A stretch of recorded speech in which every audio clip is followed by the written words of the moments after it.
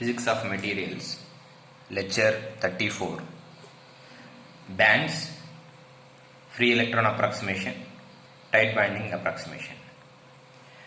So, the flat band diagrams that can be drawn corresponding to the band structure of the solids and to have some utility.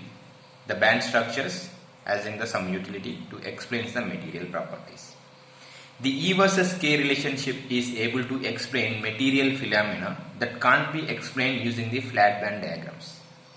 So E versus K is more familiar as compared to the flat band structures to explain the material phenomena. So now we look at the utility of band diagrams and also examine two different starting point from which the band structure can be explained. Okay. So now we have taken insulators, semiconductors and metals. It's the conduction band.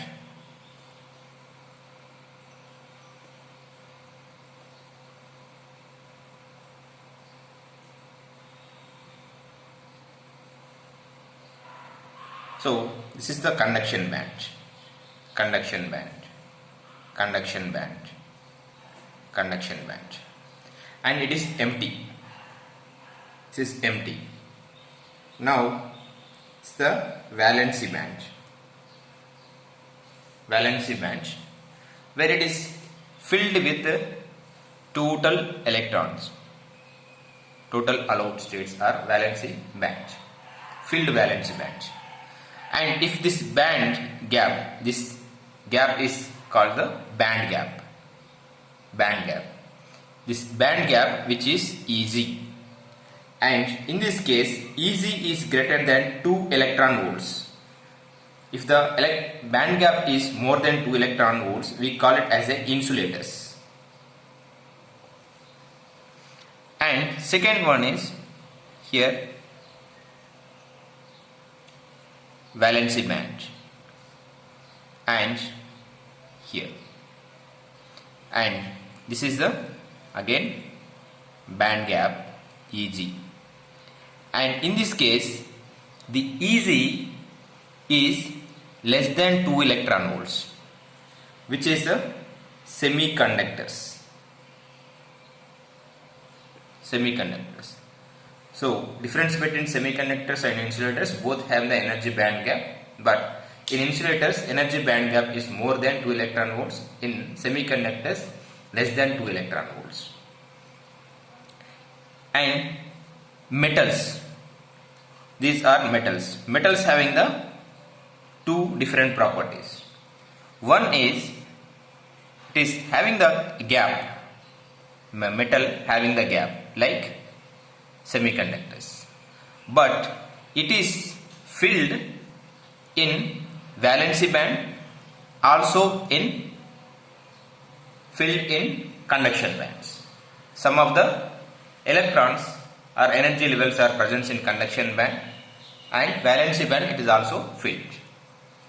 In second type of the metals, this conduction band and valency band are overlapped. Conduction band and valency bands are overlapped. Here, it's the overlapped bands and partially filled metal bands. It's the flat band structures. So, by convention, the Fermi energy levels for the insulators and intrinsic semiconductors. Here, in insulators and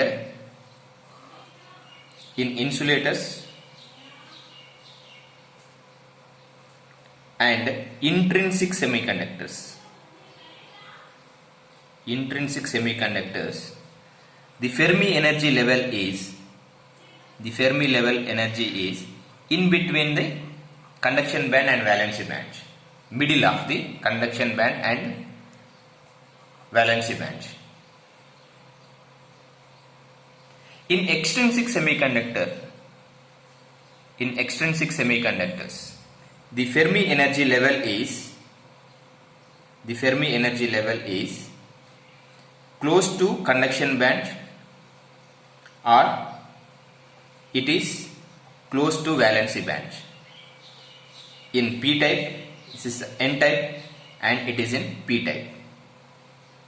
N type semiconductors, the Fermi energy level, this is EF, the Fermi energy level is close to the conduction band. In p type semiconductors, the Fermi energy level is close to the conduction band.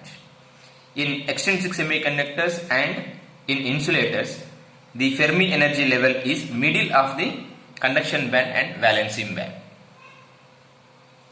And we have assumed that the solid already exists and the ionic cores are tightly bonded. So we are assuming that solids are having the ionic cores are tightly bound to their lattice locations. So which are electrons free to run through the extent of the solid. This is called the free electron approximation. So as discussed in root Sommerfeld models, the electrons, some of the electrons are tied to the ionic cores, and these electrons are free to move inside the solid. So where we call it as a free electron approximation. Free electron approximation. And so there is another approach.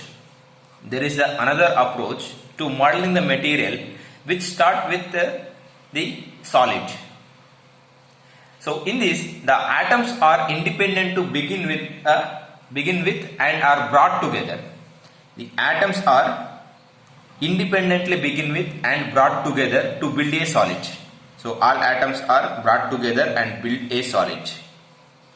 So all of the electrons are bound to their respective individual atoms. All atoms are bounded to the respective individual atoms to begin with. In this case, the atoms are free to begin with the while. So atoms are moving and there is no electrons are moving. These electrons are tightly bounded to the atoms.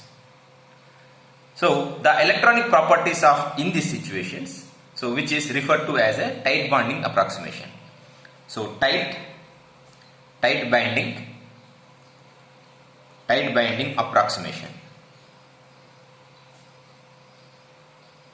So free electron approximations where electrons are free to move inside the solid, and tight bonding approximation, electrons are bonded to the ions and the atoms are free to move. So these are the tight bonding approximation and the free electron bonding approximation.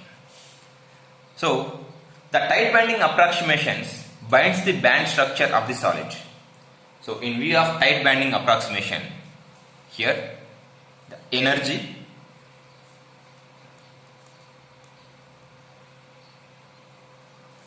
in y-axis, and it is interatomic spacing.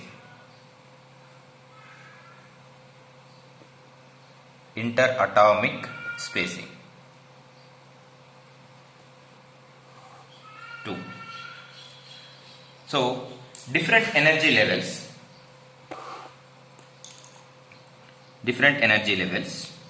1 and another energy level, okay, and another energy level. So when it is close to, the interatomic spacing is decreasing, with decreasing the interatomic spacing, energy levels that overlap and split to accommodate the electrons without violating the Pauli's exclusion principle. So when it is close to it, it splits from here.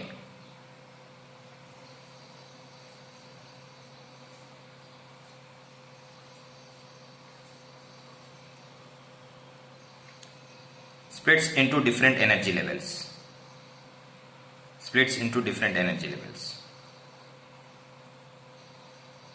Okay, this is energy 1. And again, This is also gets splits and get overlapped.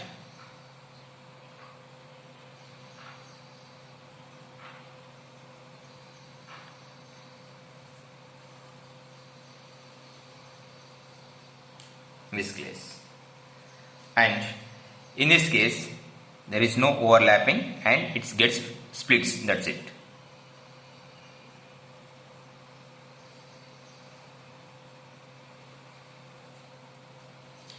In this case, so the tight bonding approximation look at the solid as follows. When the atoms are far apart, all the electrons associated with each atom have fixed energy levels. When it is very far away, it is having the fixed energy levels and that they can occupy. Assuming that we are building a solid using the atoms of same element, the energy levels occupying by the electrons in each atom is identical. So as we bring the atoms closer to each other, so as long as interatomic separation is large, the electrons will still maintain their original energy levels. When the atoms get closer to each outer the shell, the electrons begin to overlap. The energy levels are get overlapped. So when the atoms get very closer enough to shell, maintain their energy levels. When the atoms get closer to outer shell and this overlap with this each other, it's get overlapped each other. The energy levels of these outer shell are forced to split into the energy levels above the electrons when they belongs to individual separated atoms. This splitting of energy levels occurs because electrons obey the Pauli's exclusion principles. Because it is obeys the Pauli's exclusion principle. Depends upon it gets splitted. So initially only the outer shell electrons overlapped. Therefore only their levels splits and inner shell electrons still maintain their individual atoms based energy levels. If the interatomic separation keeps decreasing even further progressively, more of the inner shell electrons levels will overlap and hence also split and gets overlapped and gets splits. Yet the energy level will split into enough new energy levels so the accommodate the electrons present in the original levels for the atoms in a solid taken, so that the number of electrons can be accommodated in these energy levels sufficiently. Okay, so these are the splitting energy band gaps. So the interatomic spacing, in reality the material will have the specific interatomic spacing, which is the equilibrium spacing of material under experimental conditions of its experience. Corresponding to this equilibrium spacing and specific band structure consists with the tight bonding approximations. So which is the tight bonding approximations.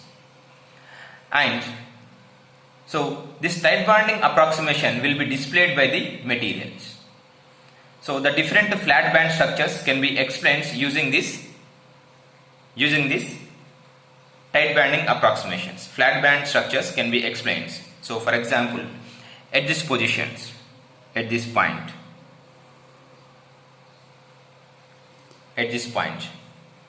and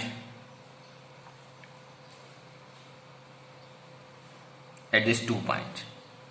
So here we call it as a A1. It's the A1 and this is A2, interatomic separation. So when we are considering at A1 is A1 here, this is the one, and it is also touch at these positions. It's the band structure, and corresponding energy level, it is touches at this position and it is also touched at this position. So which is easy, energy band gap easy. and corresponding energy levels presents here, and here corresponding energy levels, and so this energy levels is very close and it is separated. And when we consider here at A2 and here at A2, if you are considering, so this gap is very high, easy. If the interatomic spacing is increases, energy band gap is also increases at A2 level. Okay. So depends, if the interatomic spacing is very less, energy band gap will be very less, decreasing. So energy band gap is depends upon the interatomic spacing of the material.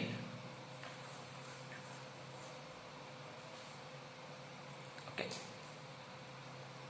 So in other words, in energy band gaps with respect to the energy levels, so energy with respect to the pressure, we call it as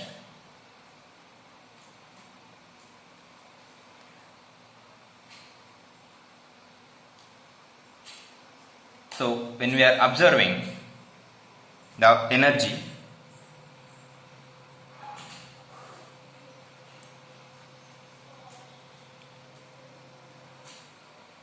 pressure, energy and pressure. So this is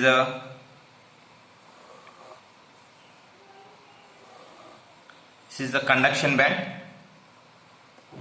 and this is the valency band,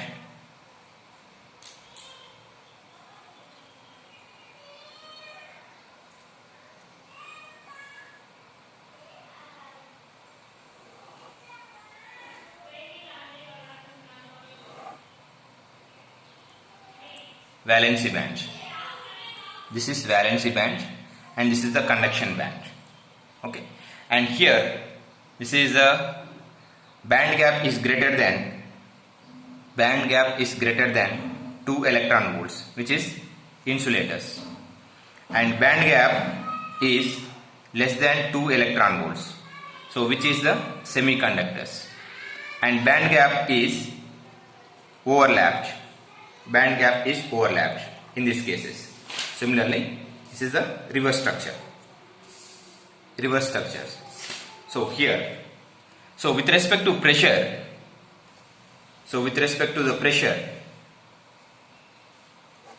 pressure means when you are applying some pressure, so that the atoms are get closer to each other. So very less pressure is present in the insulators, and here the pressure is increased in semiconductors, and very high pressure is present in metals. So as the pressure increases, the energy band gap is reduces and it gets overlapped. So in terms of pressure, and if you want to increasing the band gap, so we can go for with the tensile stresses, so that the atoms are get separated, and you will get the separated valency band and conduction bands. Okay. So the Brillouin zone boundaries are also important factors in determining the band structures, since Brillouin zone boundaries occur at different distances along different directions in crystalline solids. So free electron approximation is able to determine the anisotropy of property of solids. So in tight banding approximation in interatomic spacing is critical parameter in determining the band structure of the materials, since interatomic spacing in crystalline solids varies based on the crystallographic directions chosen. So tight banding approximation or free electron approximation are explains in a anisotropy properties of the materials. So both approaches can explain the anisotropy, that is tight banding approximation, free electron approximation can explain the anisotropy of the materials successfully. So, we will discuss further in the next class about the semiconductors.